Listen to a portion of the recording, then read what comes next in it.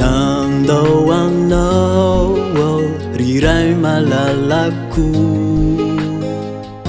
nevitena fefa mahavita teny nanandrana zay rehetra hitako ny liba ny reviko nankafiny ratsindrindra tsy maso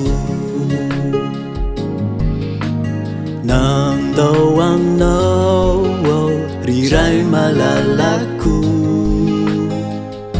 nevitena fefa mahavita teny nanandrana zay rehetra hitako ny liba ny reviko nankafiny ratsindrindra tsy maso very anyahoe satria lavitranao very anyahoe fa niala tambinao tena tsy hitako intsony hoe aizany no ale fa very anyahoe ry Jesosy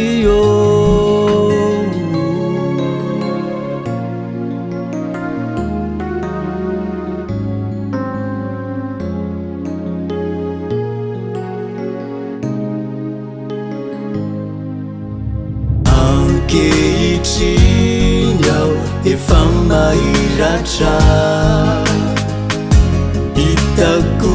izao lay lala marina izorana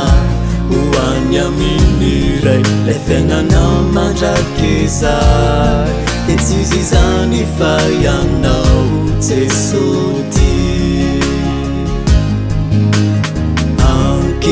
ankehitriny aho efa mahiratra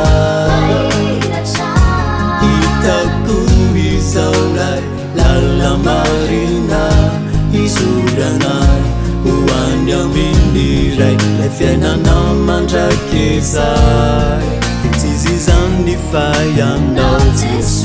nanaiky ho faty solo anay mitsangana ho famonjenako zay ino anao dilaza hoe vovonjy aho hoe satria efa navotanao vovonjy aho hoe fa efa ho aminao venatsambatra tokolo homaninao hoay vovonjy aho hoe no ny famindramponao vovonjy aho hoe satria efa navotanao vovonjy aho hoe fa efa ho aminao venatsambatra tokolo homaninao hoay vovonjy aho hoe ry Jesosy